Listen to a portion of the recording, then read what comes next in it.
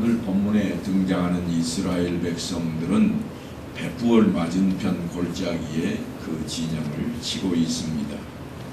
벳부얼이라 이 말은 베이트, 부얼 이 두 단어가 하나로 합성된 그러한 지명인데요. 베이트는 집이라고 하는 단어입니다. 그래서 부얼의 집, 부얼의 가문이 살고 있는 성읍이라 그렇게 설명 가장 쉬울 것입니다. 아마 우리네 사는 동네도 그러잖아요. 동네마다 어떤 동네는 정시 동네, 그러면 거기에는 정시들이 대부분 이렇게 모여 사는 그러한 지역인 것처럼 벳부얼도 부얼의 성읍이라 그렇게 생각하시면 되겠습니다. 그런데 그 성읍 맞은편에 있는 골짜기, 흔히 말하는 모압 평지에 지금 이스라엘 백성들이 한자리에 모여서 모세가 증거하는 하나님의 명령을 귀담아 듣고 있습니다. 이제는 여호수아를 따라서 요단강을 건너고 그 땅을 정복해야만 할 새로운 세대들이 그 자리에 지금 모여 있는 것입니다. 적어도 2달 정도 지나고 나면 요단강을 건너가게 되고 가나안 땅에 들어가야 할 그들을 향해서 모세가 입을 엽니다. 이스라엘아 들으라. 쉐마 이스라엘이라고 하는 단어인데요. 그들을 향해서 이렇게 외치고 있습니다. 무엇을 외치고 있는가 하면 하나님의 법도와 규례에 대한 내용을 그들에게 상기시킵니다. 이스라엘아, 이제 내가 너희에게 가르치는 규례와 법도를 듣고 준행하라. 그리하면 너희가 살 것이요 너희 조상의 하나님 여호와께서 너희에게 주시는 땅에 들어가서 그것을 얻게 되리라. 어떻게 보면 이스라엘 백성들이 약속의 땅인 가나안 땅을 차지하고 오래도록 형통하게 살 수 있는 비결에 대한 이야기입니다. 비결이 무엇이더냐? 내가 너희에게 명령하는 말을 너희는 가감하지 말고 내가 너희에게 내리는 너희 하나님 여호와의 명령을 지키라. 그렇게 이야기해놓고 꺼내는 이야기가 뭔가 하면 바알부얼에 대한 이야기입니다. 너희가 눈으로 보았거니와 바알부얼을 따른 모든 사람을 너희의 하나님 여호와께서 너희 가운데에서 멸망시키셨으되 오직 너희 하나님 여호와를부터 떠나지 않은 너희는 오늘까지 다 생존하였느니라. 오늘 본문은 그들이 지켜야 할 규례와 법도 가운데 하나님의 사랑 이야기를 다루고 있습니다. 그런데 뜬금없이 바알부얼 이야기는 왜 나오고 있는가? 그것이 그들에게 그만큼 중요했기 때문입니다. 바알부얼을 따랐던 사람들은 모두가 죽어버렸습니다. 순식간에 죽었습니다. 그러나 여호와 하나님 편에 섰던 사람들은 살아있어서 지금 모세 앞에 앉아있다고 하는 이야기입니다.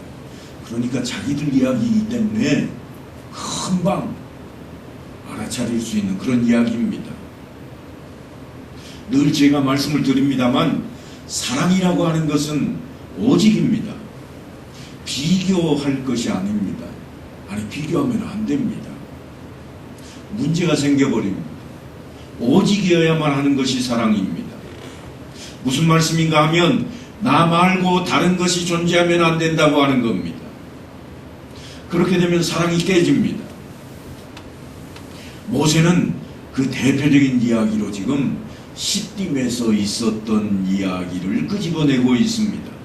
이스라엘이 시딤에 머물러 있더니 그 백성이 모압 여자들과 음행하기를 시작하니라. 그 여자들이 자기 신들에게 제사할 때에 이스라엘 백성을 청함에 백성이 먹고 그들의 신들에게 절함으로 이스라엘이 바알부얼에게 가담한지라. 여호와께서 이스라엘에게 진노하시니라. 시딤에 있을 때 이상한 일이 벌어졌습니다. 하나님의 용사라고 하는 이스라엘이 뭔가에 홀딱 홀려서 바알부얼에 가담해버리고 맙니다. 무엇이 그들에게 이 참담한 길로 줄다름치게 만들었을까요? 후일 모세는 그것을 범죄라고 평가합니다. 보라, 이들이 발람의 꾀를 따라 이스라엘 자손을 부월의 사건에서 여호와 앞에 범죄하게 하여 여호와의 회중 가운데에 연병이 지나가게 하였느니라. 지금 모세 앞에서 일어났던 일에 대한 이야기입니다. 전염병이 왜 생겼었는가 그렇게 이야기를 하는데 거기에 시딤에서 일어났던 사건 때문이라고 모세가 이야기합니다.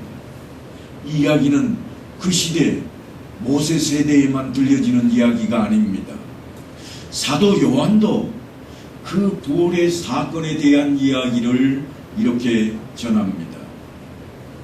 아직도 발람의 교훈을 따르는 자들이 있다고 주님의 말씀을 통해서 계시록에 이렇게 증거해 놓았습니다. 내게 두어 가지 책망할 것이 있나니 거기 내게 발람의 교훈을 지키는 자들이 있도다. 발람이 발락을 가르쳐 이스라엘 자손 앞에 걸림돌을 놓아 우상의 제물을 먹게 하였고 또 행음하게 하였느니라. 지금 발람이 아직도 계시록에 등장하는 그 시대에 살고 있었다는 이야기인가? 결코 그렇지 않습니다. 이미 모세의 때에 일어났던 그 일을 들어서 지금 사도 요한이 반모섬에서 계시록을 기록하는 그 시대에도 동일한 그런 사건이 우리 앞에 펼쳐져 있다고 이야기하는 겁니다. 아니, 오늘 우리가 이 본문을 읽고 깨닫고 교훈 받아야 할 것도 우리가 살고 있는 이 시대에도 동일하게 그러한 교훈이 필요하고 어김없이 그러한 사건들이 일어나고 있다고 하는 것입니다. 부월에서 일어났던 사건은 발람의 꾀로부터 시작이 되었습니다. 희대의 무당이요 또한 점술가였던 발람은 법체의 눈이 멀어서 모압왕 발락의 요청으로 이스라엘을 저주하려고 했습니다. 하지만 하나님께서 적극적으로 개입을 하시고 또한 강권적으로 나서심으로 결국은 그 일을 이루지 못합니다. 번번이 실패했습니다. 이스라엘을 저주하기는커녕 매번 이스라엘을 축복해버리고 맙니다. 그래서 결국은 모압의 왕 발락에게 버림받았습니다. 하지만 그걸로 끝나버리는 일이 결코 아니었습니다. 끝내는 무당 발람이 하나님을 대적하였다고 하는 것이 부월의 사건입니다. 발람은 외부적인 힘으로는 도저히 이스라엘을 무너뜨릴 수 없다는 것을 알게 되었습니다. 그래서 꾀를 낸 것이 뭔가 하면 이스라엘 스스로 무너지게 만들어야 되겠다 하는 것이었습니다. 그것은 다름 아닌 이스라엘로 하여금 성적으로 타락하게 만드는 것이었습니다.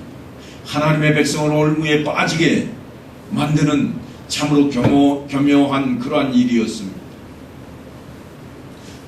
그래서 그들이 사용하는 수순을 보면 아주 먼저 일이 잘 풀릴 때 잘한다고 칭찬하는 것부터 시작이 되었습니다. 부추기는 겁니다. 야, 대단하네. 이스라엘이 이렇게 대단한가? 그래서 이스라엘의 용사들이 자만에 빠지게 만들었습니다. 그때 이스라엘은 아주 잘 나가고 있었습니다. 처음으로 경험한 승리입니다. 종살이하던 그들은 결코 싸워서 이길 일이 없었습니다. 종살이하던 그들은 결코 존중받을 일이 없었습니다. 칭찬 들을 일이 결코 없었습니다. 그런데 전쟁에 나가서 승리하는 일이 자기들에게 펼쳐졌고 뿐만 아니라 승승장구합니다. 사기가 충천했습니다. 거칠 것이 전혀 없어 보였습니다. 가데스 바네아에서는 스스로 보기에도 자기들이 메뚜기 같았으나 이제는 결코 메뚜기 같아 보이지도 않습니다. 이제 이 정도면 대견스러워 보였고 스스로도 충분히 해낼 수 있을 것만 같습니다. 요즘 저희 손주가 두 돌이 지나가지고 그냥 막 달려다니는 그런 지경이 되었습니다만 제가 이 설교 본문을 작성하고 있을 때까지만 해도 한 걸음 두 걸음 아장아장 건너뛰는 그런 때였습니다. 그때 아이가 어떤 행동을 했는가 하면 이런 거에 한 발 두 발 뛰더니 엄마가 저쪽에 잡으려고 이렇게 하니까 엄마 비키라는 거예요. 그리고는 막 아장거리고 달려갑니다. 어떻게 되겠어요? 지 힘에 지가 벽에다 뿡 부딪힙니다. 통제가 안 되는 거예요. 지금은 이제 뛰어다닐 정도가 되었으니까 아마도 절 보고도 자기 혼자 할 수 있다고 저를 밀어내칠 정도가 되었을 겁니다. 이스라엘이 마치 그와 같았습니다. 혼자서도 잘해요. 그래서 이스라엘이 어떻게 하는가 하면 하나님의 손을 뿌리쳐버립니다. 우리끼리도 할 수 있습니다. 최대 위기 순간이 언제인가 하면 하나님 없이도 충분히 혼자 잘할 수 있다고 생각할 때입니다. 자만과 교만에는 두드러운 특징이 하나 있는데 그게 뭔가 하면 남들은 다 아는데 자기만 모르는 겁니다. 스스로가 만들어 놓은 함정에 자기가 빠져들면서도 모릅니다. 얼마나 열심인지 모릅니다. 성공한 것처럼 보입니다. 그래서 성공한 것 같으면 늘 하는 말이 뭔가 하면 살만해졌으니까 이제 한숨 좀 돌리자 그럽니다. 그러다가 넘어집니다. 그 모습을 바라보며 사도 바울이 이렇게 권면합니다. 그런즉 선줄로 생각하는 자는 넘어질까 조심하라. 출애굽한 이스라엘 백성들이 볼 때에 이방인들은 정말 무서웠습니다. 종으로 있던 사람들이 다른 사람들을 보면 무섭지 않겠습니까? 오랜 세월 그들은 종살이했습니다. 더군다나 이방 여인들 앞에는 다가갈 엄두도 내지를 못했습니다. 하지만 지금은 어떤가? 달라진 겁니다. 전쟁에서 승리한 우쭐댈 수 있는 군대 용사들이 되었습니다.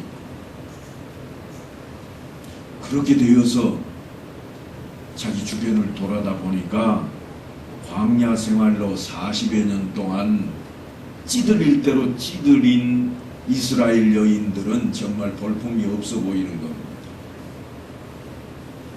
하지만 도시에서 가꾸고 치장한 이방 여인들을 보니까 비교가 되질 않습니다. 더더군다나 성경에 시딤 땅에 등장하는 모압 여자들은 어떤 여인들인가 하면 신전에서 일하는 여인들이에요. 신전에서 일하는 여인들을 어떻게 뽑았는가 하면 선발하는 게 지금 미스 코리아를 뽑는 그 과정이 그때로부터 시작이 된 겁니다. 그러니까 전국에서 내놓으라 하는 아름다운 여인들, 쓸만한 여인들을 뽑아서 신전에서 일하게 했습니다.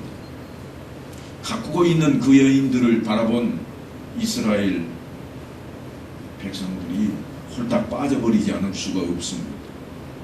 이스라엘이 시딤에 머물러 있더니 그 백성이 모압 여자들과 음행하기 시작하니라.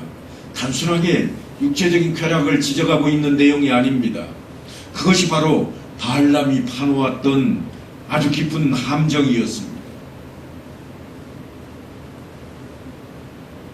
이 여인들은 신전에 속해 있는 여성들이었으니까 틀림없이 여인들을 만나기 위해서는 그들이 바알 신전에 찾아갔을 것이요, 그 앞에 절을 했을 것이며, 그리고 그 앞에서 번영을 위해 그 여인들과 함께 어울리게 되었을 것입니다.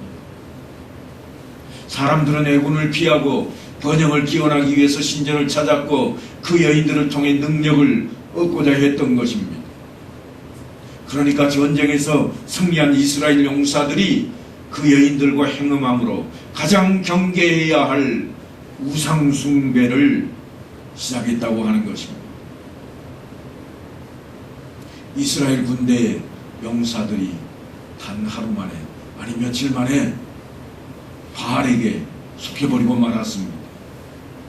그러니까 그 사건은 민수기에 기록된 사건들 중에 이스라엘 백성이 최대한으로 최고로 실패한 사건이 되고 맙니다. 일찍이 보지 못했던 참담한 범죄 현장이었습니다. 그래서 하나님께서 진노하십니다. 백성의 수령들을 잡아 태양을 향하여 여호와 앞에 목매어 달라. 그리하면 여호와의 진노가 이스라엘에게서 떠나리라. 하나님께서 그들을 어떻게 처단하는가 하면 백성의 수령, 전쟁에서 패하면 어떤 일들이 벌어지는가 하면 패한 나라의 왕을 데려다가 목을 치고 손목을 치는 것이 당대의 전쟁의 마지막 순간들이었습니다. 그런데 오늘 하나님께서는 지금 이스라엘 백성을 향해서, 참담하게 범죄한 이스라엘 백성들을 향해서 수령들을 잡아다가 목을 치라고 하는 것이었습니다. 무시무시한 하나님의 명령입니다. 그런데 그 와중에 더 엄청난 일이 하나 터지고 맙니다. 시몬 지파의 한 족장인 시므리가 이방 여인을 데리고 자기 장막으로 들어가는 겁니다. 이 이방 여인은 미디안 족장 수리의 딸 고슬기였습니다. 사람들이 죄에 빠지면 보이는 게 없습니다. 아무리 말려도 듣지를 않습니다. 결과가 불보듯 뻔한데 걸음을 멈추지 못합니다. 이쯤이야 괜찮겠지. 왜냐하면 자기가 수령이었으니까요. 그래서 슬쩍 넘어갑니다. 하지만 그 하찮아 보이는 것이 언제나 우리의 발목을 움켜잡습니다. 그래서 성경은 죄악을 비유할 때 누룩의 비유를 많이 합니다. 하찮은 것이 순식간에 전체를 다 발효시켜버리기 때문입니다.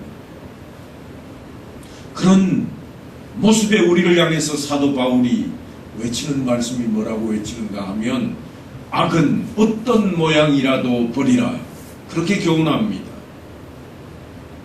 시므리가 이방 여인을 데리고 자기 장막으로 들어가자 아론의 증손자였던 비느하스가 가만히 있지를 않습니다. 창을 들고 장막으로 뒤쫓아 들어가서는 여절을 내버렸습니다.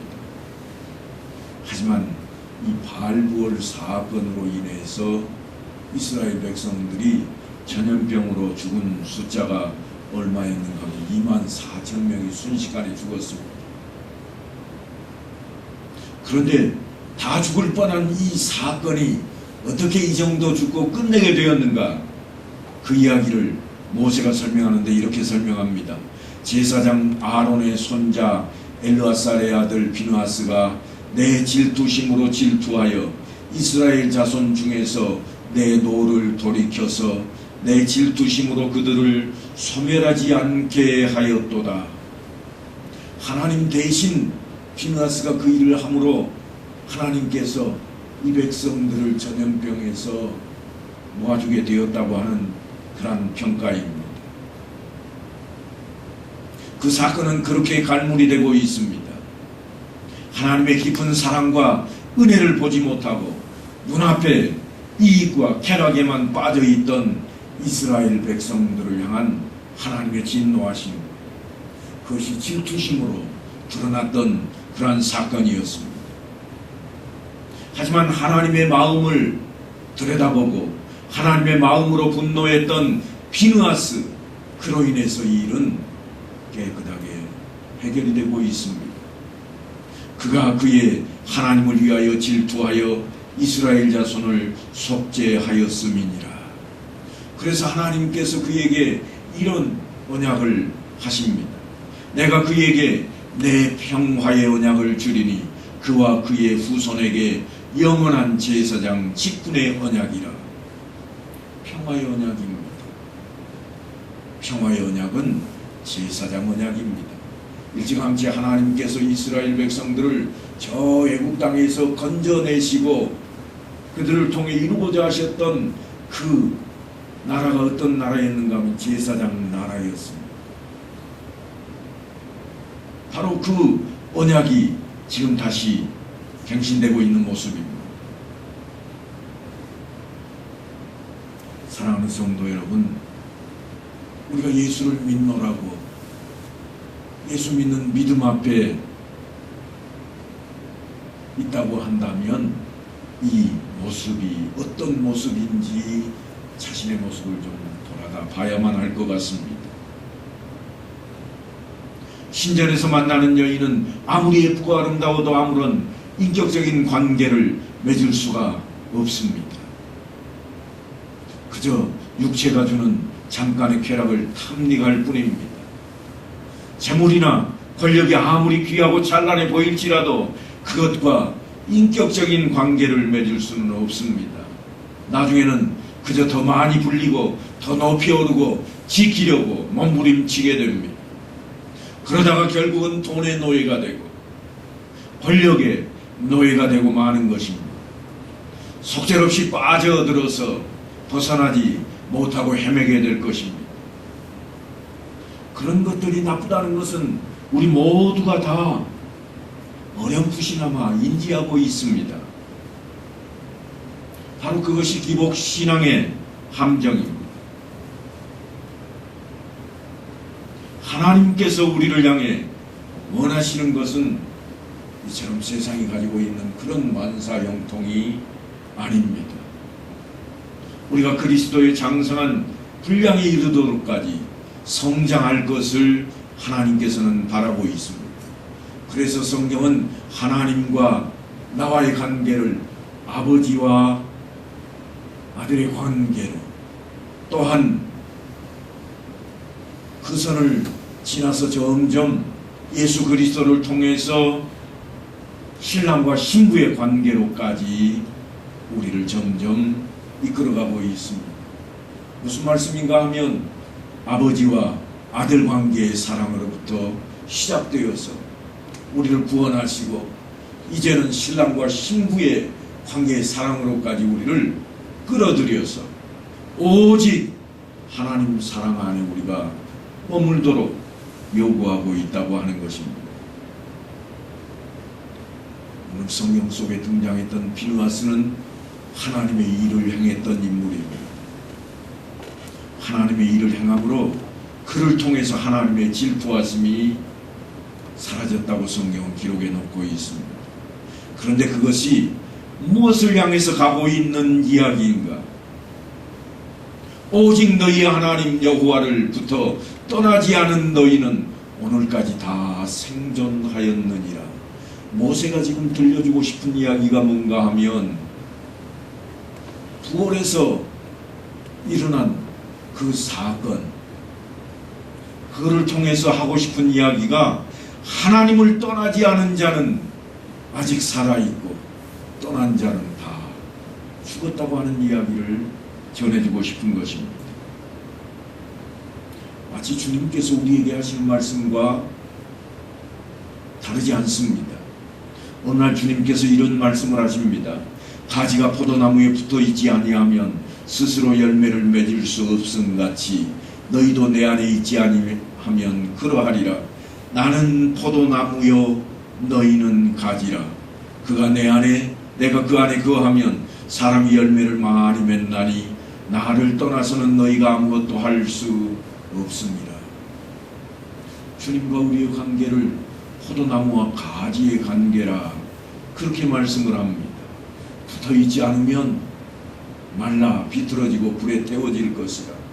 붙어있으면 붙어있는 그것으로 끝이 아니라 꽃도 피고 열매를 맺게 될 것이라.